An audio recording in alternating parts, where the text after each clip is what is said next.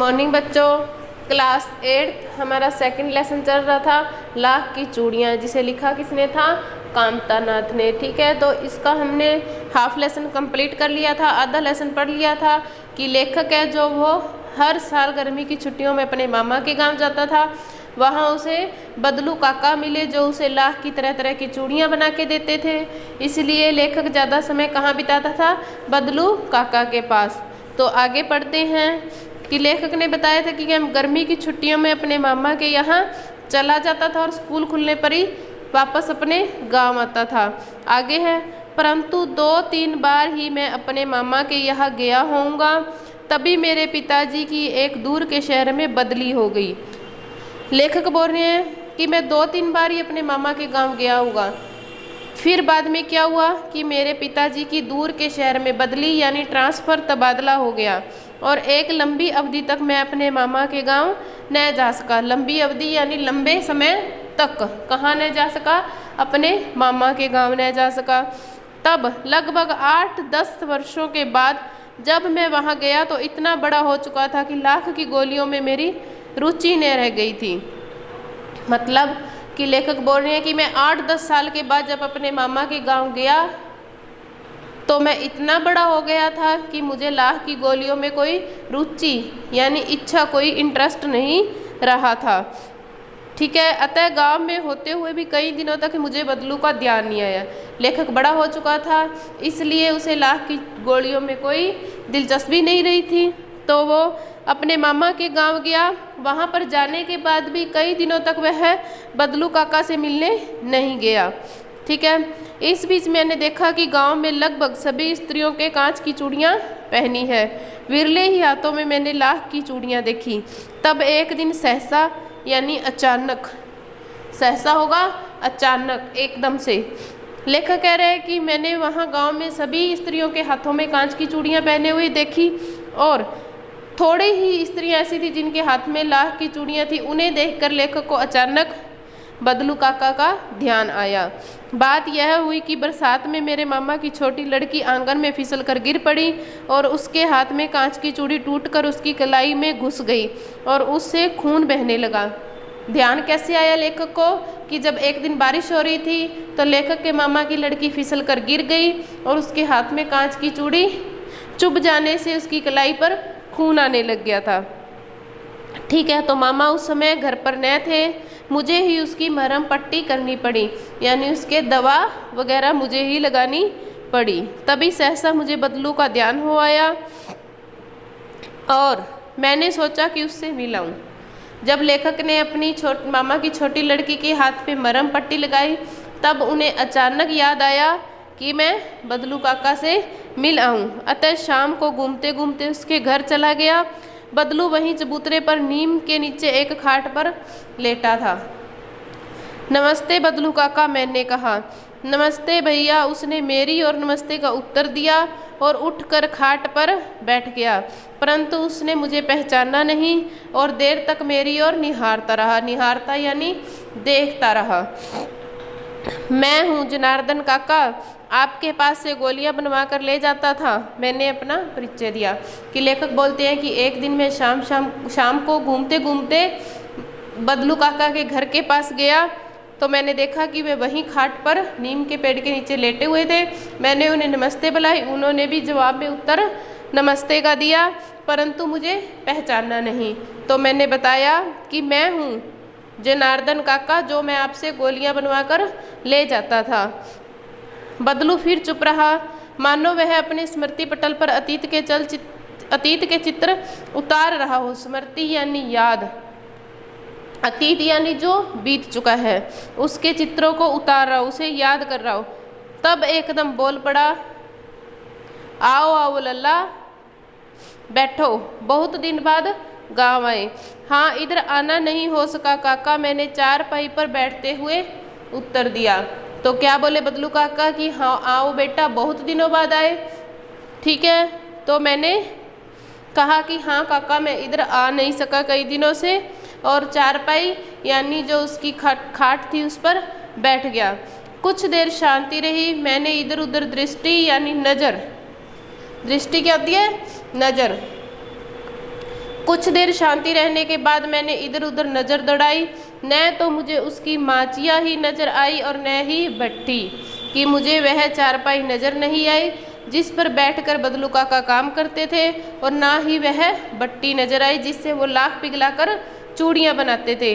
आजकल काम नहीं करते काका? मैंने पूछा। क्या पूछा लेखक ने? कि काका आप आजकल काम नहीं करते? तो क्या बोले कि नहीं लल्ला, काम तो कई साल से बंद है। मेरी बनाई हुई चूड़ियाँ कोई पूछे तब तो। गांव-गांव में कांच का प्रचार हो गया है। वह कुछ देर चुप रहा, फिर बोला, मशीनी युग है ना यह लल्ला, आजकल सब काम मशीन से होता है, खेत भी मशीन से जोते जाते हैं, और फिर जो सुंदरता कांच की चूड़ियों में होती है लाख में कहाँ संभव।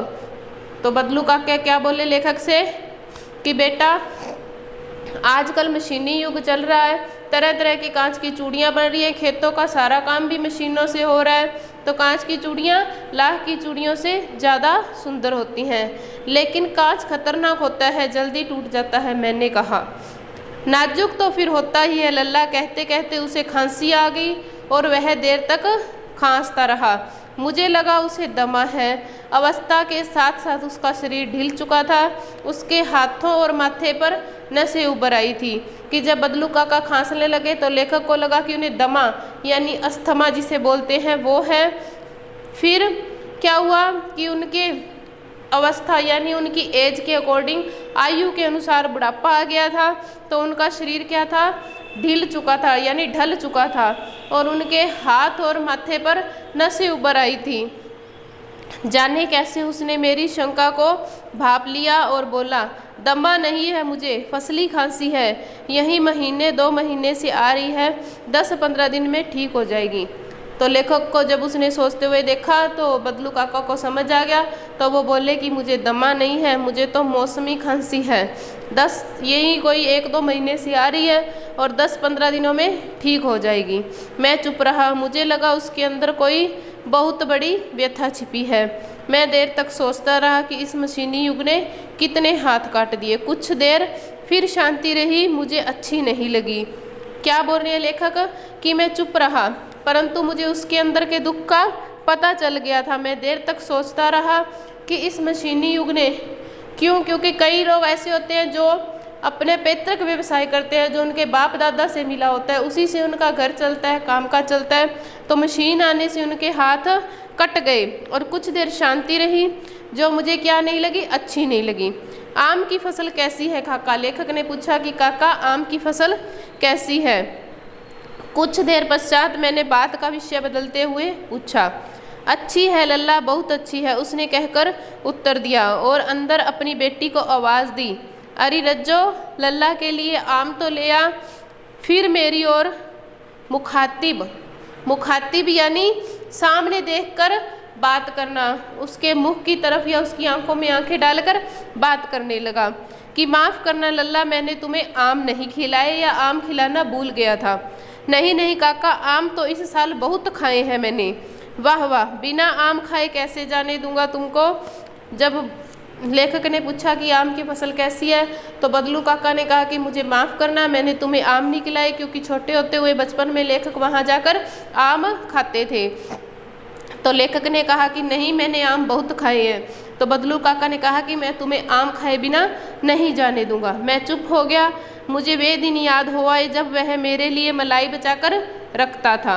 गाय तो अच्छी है ना काका? मैंने पूछा। गाय कहाँ है लल्ला? 2 साल हुए बेच दी। कहाँ से खिलाता? मतलब जब उसका काम धंधा बंद हो गया था तो गाय को वह चारा कहाँ से खिलाता?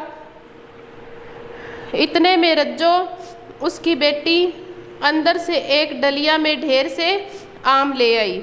यह तो बहुत है काका, इतने कहाँ से खा पाऊँगा? मैंने कहा। वाह वाह, वह हंस पड़ा। शहरी ठहरे ना, मैं तुम्हारी उम्र का था तो इसके चौगुने आम एक बखत यानी एक समय एक वक्त में खा जाता था। आप लोगों की बात और है, मैंने उत्तर दिया। अच्छा बेटी, लल्ला को 4-5 आम छांट कर दो, सिंदूरी वाले देना। देखो लल्ला कैसे हैं, इसी साल यह पेड़ तैयार हुआ है। ठीक है। तो रज्जो ने 4-5 आम अंजुली यानी अपने हाथ में लेकर मेरी ओर बढ़ा दिए। आम लेने के लिए मैंने हाथ बढ़ाया तो मेरी निगाह यानी नज़र एक क्षण के लिए उसके हाथों पर ठिठक यानी रुक गई। गोरी गोरी कलाइयों पर लाख की चूड़ियाँ बहुत ही फब रही थी कि रज्जो की जो कलाइयाँ थी वो गोरी गोरी थी, उनके हाथों में जो लाख की चूड़ियाँ पहनी हुई थी वह फब यानी जच रही थी।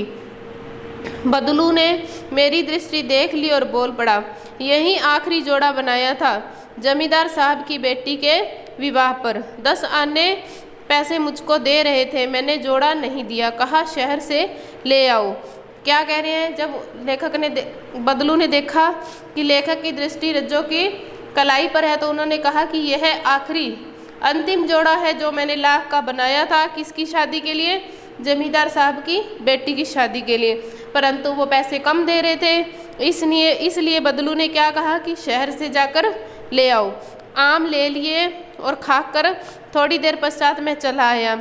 मुझे प्रसन्नता हुई कि बदलू ने हार कर भी हार नहीं मानी थी। उसका व्यक्तित्व कांच की चूड़ियों जैसा न था जो आसानी से टूट जाए। कि इतना सब कुछ होने के बाद भी बदलू काका में हिम्मत बहुत थी, उन्होंने हार नहीं मानी थी।